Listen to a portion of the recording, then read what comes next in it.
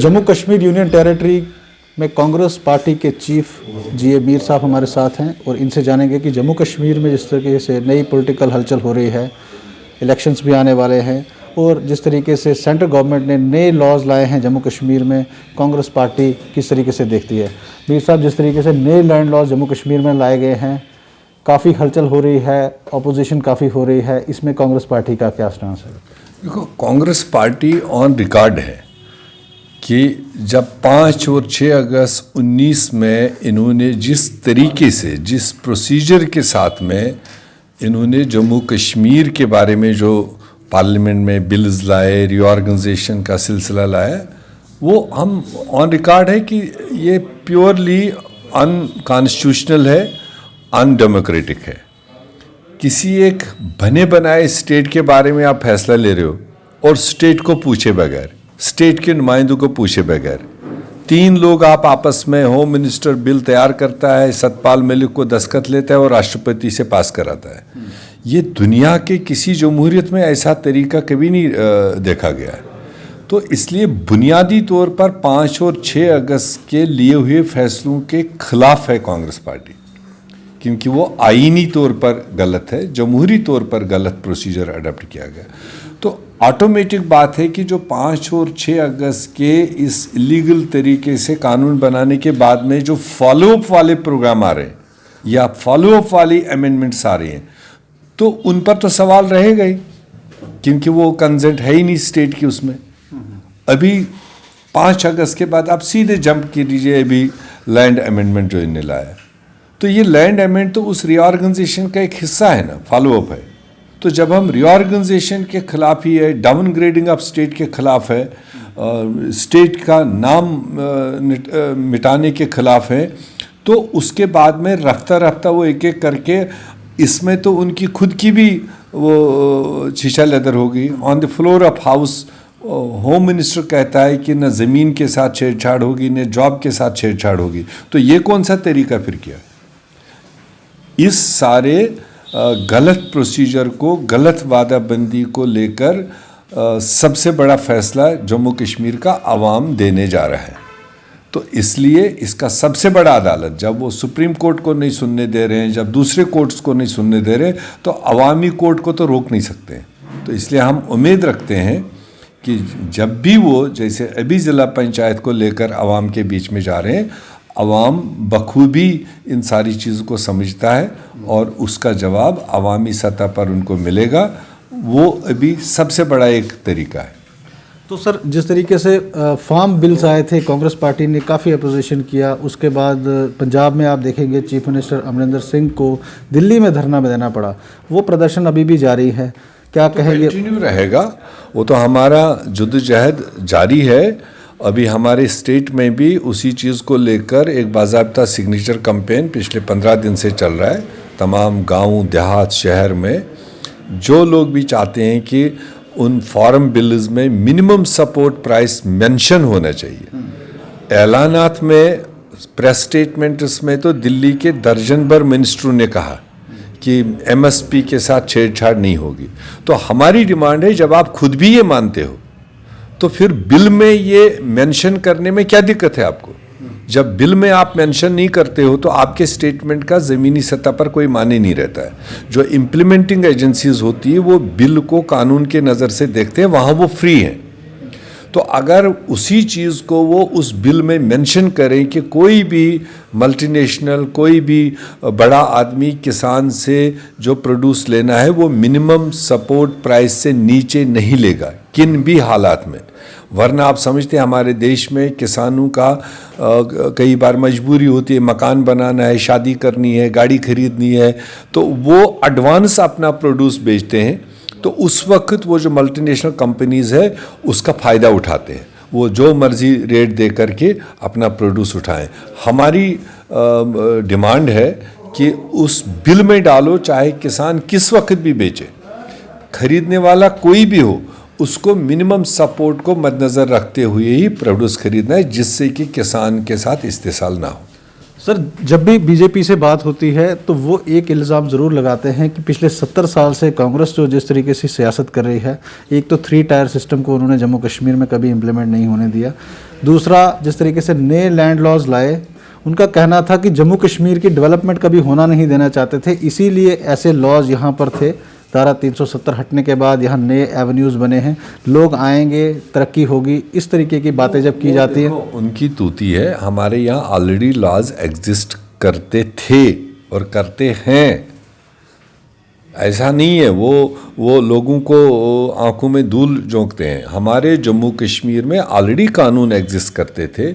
जो कोई बड़ा इंडस्ट्रियलिस्ट, बड़ा कारखाने वाला, बड़ा हॉस्पिटल वाला, बड़ा होटल वाला कोई आना चाहता था, ऐसे तो पिछले 50 साल में हमने कितने सारे लोगों को दिया जो खुले नियत से आए, जम्मू कश्मीर में इन्वेस्ट करना चाहते हैं, यहाँ के लोगों को मदद करना चाहिए। उनको लीज़ का 90 साल का लीज़ का ऑलरेडी यहाँ इंतज़ाम था, मगर मालिकाना हक उनको नहीं दिया अभी तक। तो ये जो कर रहे हैं ये मालिकाना हक दे रहे हैं, ये जम्मू कश्मीर के पसमानदा गरीब आवाम के कंधों पर चढ़ाना चाहते हैं उनको। ये विंडो अगर खुली बनी रही जिस तरह से बीजेपी चाहती है, तो एक दिन अनकरीब होगा जब जम्मू कश्मीर के पुश्तनी बाशिंदे पूरे देश में भीख मांगेंगे। हम वो हालत जम्मू कश्मीर के लोगों के साथ नहीं होने देना चाहते। बाकी डेवलपमेंट की बात है, उसके लिए ऑलरेडी हमारे पास रास्ते एग्जिस्ट थे, और ऑलरेडी आपके पास यहाँ सांबा में, बड़ी ब्राह्मणा में, कठुआ में इतने सारे इन्वेस्टमेंट्स लेकर लोग आए हैं, एस्टेब्लिश हैं, उनको इंसेंटिव्स भी दिए गए हैं, तो उसमें किसी को कोई रुकावट नहीं है। ये तो खाली इनोसेंट लोगों को धोखा देने के लिए वो उस तरह की बातें करते हैं, मगर यहाँ की जम्मू कश्मीर की आवाम जानती है। तो सर, जिस तरीके से 3 टायर सिस्टम को लाया गया और अब इलेक्शंस की डेट्स भी आ गई हैं, क्या अगर पीडीपी एनसी इसको बॉयकॉट कर रहे हैं अगर, तो क्या आपको लगता है कि इसमें कांग्रेस को फायदा होगा? किसी और पार्टी से कोई मतलब नहीं, उनकी राजनीति क्या होगी, वो कौन सा तरीका करेंगे, मगर कांग्रेस एक मुल्की सतह की पार्टी है। कांग्रेस की वजह से ही आज जम्मू कश्मीर में 3 टायर है, ये बीजेपी की वजह से नहीं है। कांग्रेस ने 2014 में यहाँ 3 टायर सिस्टम पंचायती राज में लागू किया, अमेंडमेंट हमने लाई। जब ये पावर में आए बीजेपी और पीडीपी, इन्होंने उस अमेंडमेंट को ख़त्म किया। इन्होंने तो नॉमिनेशन राज शुरू किया था कि एवरीवेयर नॉमिनेशन, सरपंच भी नॉमिनेटेड, बीडीसी भी नॉमिनेटेड, ज़िला भी नॉमिनेटेड। वो तो फिर हमने एहतिजाज किया और NN वोरा का जो 3 महीने का पीरियड रहा, उनको स्ट्रेस किया और उन्होंने उस अमेंडमेंट को जो बीजेपी ने लाई थी उसको रिवर्ट किया, और तब जाकर आप इस वक्त 2nd टियर आपका कंप्लीट हुआ। 3rd टियर की बात है।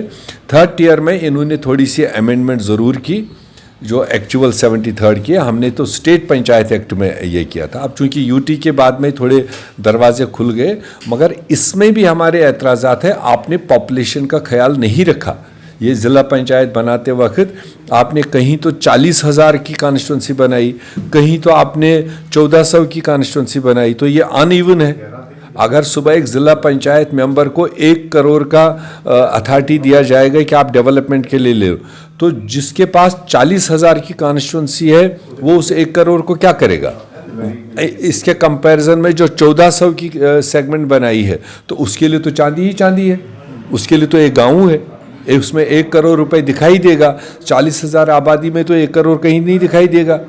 तो उसका हमने ऑब्जेक्शन भी दिया था। आज भी हम इलेक्शन कमीशन को भी हमारा टीम मिल के आया कि आपने डिलिमिटेशन के टाइम, क्रिएशन के टाइम रिजर्वेशन इनने अनइवन कर दी मनमानी तरीके से, और फिर इतना बड़ा चुनाव डिक्लेयर करने से पहले आपने ज़मीनी सतह पर रिकॉग्नाइज्ड पार्टी से कोई मीटिंग ही नहीं ली कि सिक्योरिटी के क्या सिनेरियो है, कौन से लोग मूवमेंट करने लायक है, कौन से लोग वोट मांगने लायक है, कौन कैसे मूवमेंट करे, उस चीज़ का कोई जायज़ा नहीं लिया।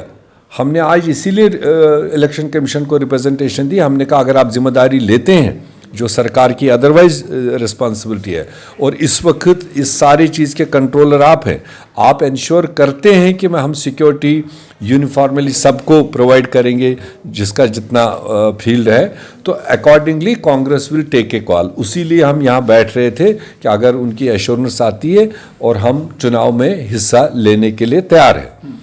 अगर सिक्योरिटी की जिम्मेदारी वो नहीं लेंगे तो हम अपने लोगों को रिस्क में नहीं डालना चाहिए। वही मैं आपसे पूछने वाला था कि जिस तरीके से कांग्रेस पार्टी के ही सरपंच या कुछ लोग जो हैं पॉलिटिकल रिप्रेजेंटेटिव श्रीनगर में, उनको काफ़ी अटैक किया, बीजेपी के काफ़ी लोग मारे गए, तो ऐसे हालात में यहाँ पर दोबारा से इलेक्शन कराना और ऐसी सिचुएशन में ये अब सवाल तो आप बीजेपी को पूछिए ना।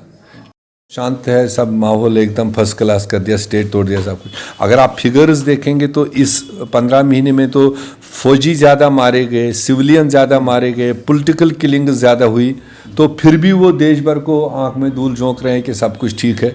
तो अब ऐसे में आप चुनाव डाल रहे हैं तो ये आपको एश्योर करना होगा कि अगर इस चुनाव के होते हुए कोई नुकसान होगा उसकी जिम्मेदारी डायरेक्ट बीजेपी, मरकजी क़यादत और स्टेट के एडमिनिस्ट्रेशन की होगी। बाकी कांग्रेस एक जमहूरी पार्टी है, हमने हमेशा जमहूरियत को मजबूत करने का ही हमेशा हमारा अमल रहा।